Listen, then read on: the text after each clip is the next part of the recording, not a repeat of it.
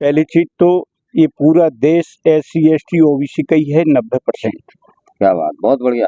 एक बात जिसकी जितनी संख्या है SC ST की जो वर्ग है, हमारा OBC जो वर्ग है, उनको नौकरी में, उनको शिक्षा में, उनको विधायिका में, उनको न्यायपालिका में उनकी संख्या के अनुपात में आरक्षण मिलेगा। संविधान के माध्यम से ये तहसील चलती है, SDM कार्यालय चलता है, कलेक्टर कार्य चलता है, अरे पूरा प्रशासनिक जो भी है वो सारा संविधान पर ही निर्भर है। उसके बताए हुए रास्ते पर चलने का काम। सदियों छुआछूत, अन्याय, अत्याचार, मुँह से काटना, घोड़ी पर नहीं बैठने देना, बाल नहीं काटना।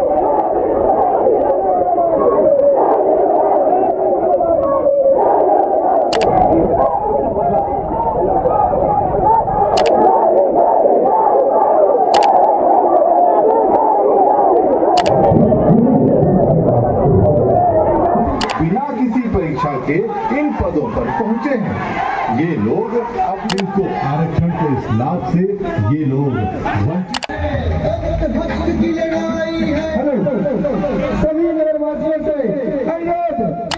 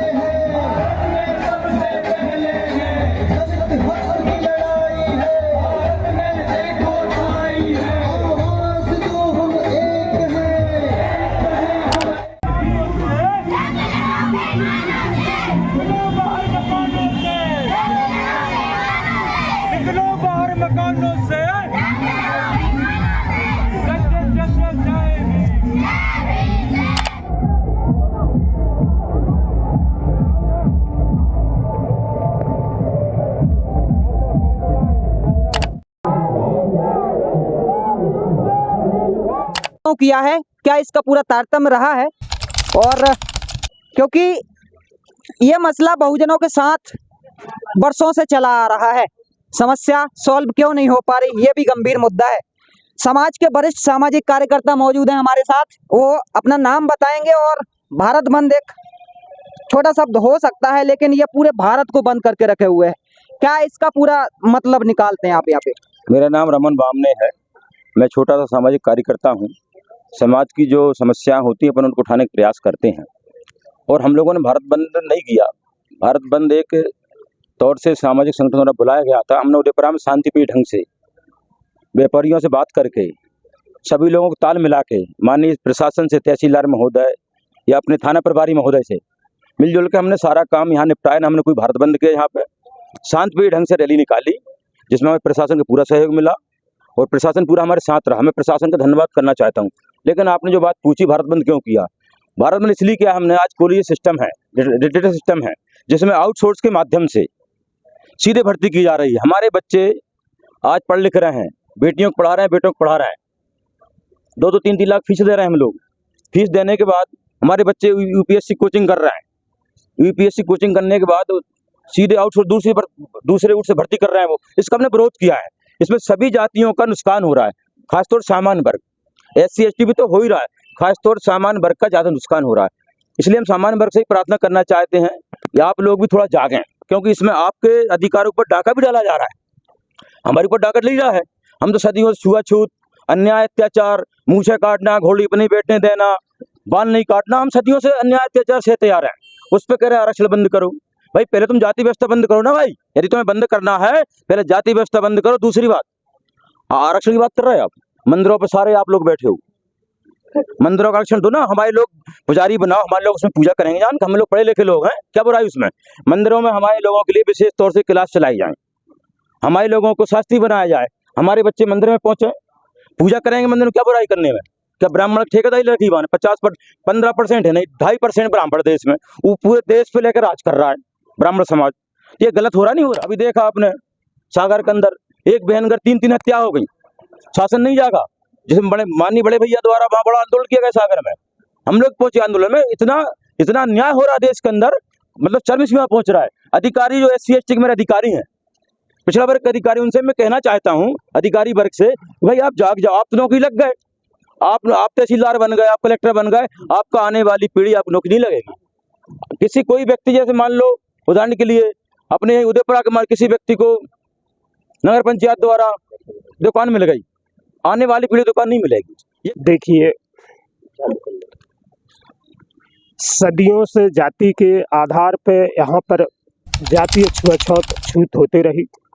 उसी को उसमें बाबा साहब अम्बेडकर ने अंग्रेजों के समय, जब ये देश ब्रिटिश शासन था भारत के अंदर, जब बाबा साहब अम्बेडकर जी ने इस पीड़ा को अंग्रेज सत्ता के सामने भी उठाया था, जिसको लेके साइमन कमीशन इस देश में 1928 में आया और इस देश के अंदर ये जातिगत जातियों को लेके एक सर्वे हुआ कि किन किन जातियों से जाति भेद होता है, किन को मठ मंदिर में नहीं जाने दिया जाता, कौन आदमी चाय की दुकान लगा सकता है, उसके चाय की दुकान चलेगी कि नहीं। तो जो जातीय भेदभाव होता था, उसी के आधार पे बाबा साहब अम्बेडकर जी ने अंग्रेजों के सामने जो बात रखी थी, और उसी को लेके जो कम्युनल अवार्ड जो बाबा साहब अम्बेडकर जी को दिया था कि हमारे लोग सत्ता में नहीं जा पाते थे, हमारे लोग संसद और विधानसभा में नहीं जा पाते थे, 2 वोट का अधिकार अंग्रेजों ने दिया था, जिसमें स्पष्ट प्रावधान था कि 1 वोट से हम अपने प्रतिनिधि का चुनाव करेंगे, जिसमें कोई दूसरा आदमी वोट नहीं डालेगा, और दूसरा वोट से जो सामान्य सीटों पर जो चुनाव होगा उसमें सामान्य वर्ग का व्यक्ति लड़ेगा, उसमें भी हमारा आदमी वोट डालेगा। तो जिसको कहते हैं 2 वोट का अधिकार, कम्युनल अवार्ड जिसको कहा गया, बाबा साहब अम्बेडकर जी अंग्रेजों से लेके आए थे। लेकिन किन्हीं कारणों से इस बात को, गुलाम देश जब था तो उस समय बाबा साहब अम्बेडकर जी ने हमारे अंग्रेज सरकार से 2 वोट का अधिकार ले लिया था। उसी के तहत गांधी जी के साथ में पूना पैक्ट हुआ, और पूना पैक्ट में ये बात तय हुई कि जिसकी जितनी संख्या है SC ST की जो वर्ग है, हमारा OBC जो वर्ग है, उनको नौकरी में, उनको शिक्षा में, उनको विधायिका में, उनको न्यायपालिका में, उनकी संख्या के अनुपात में आरक्षण मिलेगा। तो आज भी जो संविधान जो भारत का बना, बाबा साहब अम्बेडकर जी ने वही प्रावधान लागू किया, और वो पूरी संसद ने माना, पूरी ड्राफ्टिंग कमेटी ने माना। जो हमारी संख्या इस देश के अंदर 15% है SC की, हमें 15% आरक्षण विधानसभा, लोकसभा एवं नौकरी में, शैक्षणिक संस्थाओं में मिल रहा है। लेकिन इसको बदलने का काम जो षड्यंत्र जो सुप्रीम कोर्ट ने किया है 1 अगस्त को 2024 को, उसी के तारतम्य पूरे देश के अंदर भारत बंद हुआ। जहाँ तक बात रह जाती है जाति भेदभाव की, तो मैं आज भी कहता हूँ, जितने भी अपराध भारत के अंदर, मध्य प्रदेश के अंदर, रायसेन जिले के अंदर, उदयपुरा थाने के अंदर जितने भी मारपीट की घटनाएं के मुकदमे कायम हैं, उनका आंकड़ा सरकार देख ले तो उनमें 80% SC ST के लोगों को प्रताड़ित करने की घटनाएं, मारपीट करने की घटनाएं थानों के रिकॉर्ड में मिलती हैं। तो मैं कहता हूं आज भी जाति भेदभाव है, और जब तक जाति भेदभाव देश से खत्म नहीं हो जाएगा, इस देश का, भारत का संविधान ये कहता है कि आरक्षण जब तक खत्म नहीं हो सकता, जब तक यहाँ से जातियां खत्म नहीं हो जाएंगी। SC ST OBC तीनों माइनॉरिटी ने भारत बंद किया था। हम विशेष तौर पर हम एक पत्रकार की हैसियत से देखते हैं, या एक सामाजिक कार्यकर्ता की हैसियत से देखते हैं, OBC का इसमें कितना हिस्सा है, और OBC महासभा के माध्यम से SC का कितना सपोर्ट किया जाता है, और ये जो क्रीमी लेयर लागू किया है SC में, SC ST वर्ग में, उसमें OBC भी शामिल है, उस पर आप क्या कहेंगे? तो ये पूरा देश SC ST OBC का ही है 90%। क्या बात, बहुत बढ़िया। एक बात, दूसरी बात, हमारे संविधान में सामाजिक न्याय व्यवस्था लागू की है, उसमें हर दिल्ली सरकार हो या स्टेट की सरकारें हों, सब में एक सामाजिक न्याय मंत्री भी बनाया जाता है। परंतु वो सामाजिक न्याय कहाँ हो रहा है, कौन कर रहा है, दिखता तो आज तक हमें है नहीं। अभी असमानता की भरमार है। OBC की बात करोगे तो SC ST के साथ OBC पहले से थी, आज है, सिर्फ भटक गई है। OBC थोड़ा सा संपन्नता की ओर है, इसलिए SC ST ने उनको से दूरी हो गई है। वरन अधिकारों के मामले में SC ST OBC एक ही चीज है, एक ही रथ के 2 पहिए। सर, OBC महासभा बहुत बड़ी महासभा, क्योंकि पूरे भारत के अंदर, मध्य प्रदेश के अंदर OBC महासभा के माध्यम से इन वर्गों को और ऊंचा उठाने के लिए क्या प्रयास किए जा रहे हैं? OBC महासभा हमेशा SC ST को साथ लेकर चलती है। OBC महासभा के जो हमारे नेता हैं, वरिष्ठगण हैं, वो सभी इस बात का चिंतन करते हैं कि जब तक इस देश में सामाजिक न्याय व्यवस्था नहीं आएगी, जब तक ये आरक्षण यथावत रहना चाहिए, और बल्कि जनसंख्या के आधार पर जिसकी जितनी भागीदारी उसकी उतनी हिस्सेदारी के आधार पर काम होना चाहिए। अब ये जो बहुत बड़ी विशाल रैली निकाली गई थी, एक ज्ञापन दिया गया था, ज्ञापन में काफी बनाया गया था कि किन किन मांगों को रखा जाएगा, जिसमें एक विशेष वर्ग को महत्व नहीं दिया गया था, सभी वर्गों को महत्व दिया गया था। फिर भी ये लोग कहीं ना कहीं इनका खंडन करते हैं कि नहीं यार ये एक पक्ष का हो रहा है, इस पे आप क्या कहेंगे? अरे भैया, 100 बीमारी का एक इलाज एक अनार, सीधी बात है। सामाजिक न्याय व्यवस्था लाइए और जो करना है फिर करिए। मैं आपको बता दूं, आप जब मकान बनाते होंगे कि पीछे खिड़की रखते हैं, है ना, तो ये वो खिड़की है जिसमें जो मलाई खाने वाले लोग हैं, मलाईदार लोग हैं, उनका प्रवेश हो रहा है। क्योंकि इधर यहाँ आरक्षण आड़े आ जाता है तो पिछली खिड़की से ले आते हैं, है ना। तो वो तो पहले माननीय प्रधानमंत्री जी जो है पूरे देश के जो IPS IAS उनकी सूची प्रकाशित करें उन जातिवाद जी। हमारा ये कहना है कि भाई ठीक है, योग्यता को आधार बनाते हैं, परीक्षा आप लेते हो, पेपर आप बनाते हो, जांच भी आप ही करते हो, सब आप करते हो, तो हमारे बच्चे तो कितने भी होशियार हैं तो भी उस कैटेगरी में नहीं पहुंच पाते। तो ना तो हम पेपर बनाने वाले हैं, ना हम जांचने वाले हैं, हाँ बखर हाँकने वाले हैं इसमें। सर एक और सवाल पूछना चाहूंगा, इसमें ज्यादातर ये आता है कि OBC एक वर्ग है, वो उसका हिस्सा SC ST के पास जा रहा है, जहां तक हम सुनते हैं। तो इसमें सबसे ज्यादा OBC प्रभावित होता है, उनके जो कैंडिडेट हैं वो प्रभावित होते हैं। बात किन पे आती है? SC ST पे आती है। फिर आप इस पे OBC का सबसे बड़ा भाग तो सामान्य जनरल कैटेगरी के लोग खा रहे हैं, ज्यादा से ज्यादा हिस्सा उनको मिल रहा है। किसी भी पद में देख लीजिए, राजनीतिक पद हो, सामाजिक पद हो, धार्मिक पद हो, जो पद कहते हैं ना, तो पदों में वो सामान्य ही तो सब कुछ है।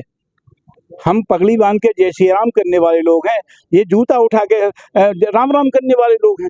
बस अंतर कितना सा है। लागू की वर्ण व्यवस्था लागू की जिसमें SC ST OBC जनरल, और फिर इसके बाद उनमें जो पद की बात आती है, उनमें जो आरक्षण की बात आती है, इनको वर्ग को और आप आरक्षण को किस नजरिए से देखते हैं? हमारे संविधान निर्माता, विश्व के सबसे बड़े ज्ञानी, विद्वान, परम पूज्य डॉक्टर भीमराव अंबेडकर जी ने जब संविधान बनाया तो सामाजिक न्याय मिले इस हिसाब से पूरी व्यवस्था उन्होंने संविधान में की।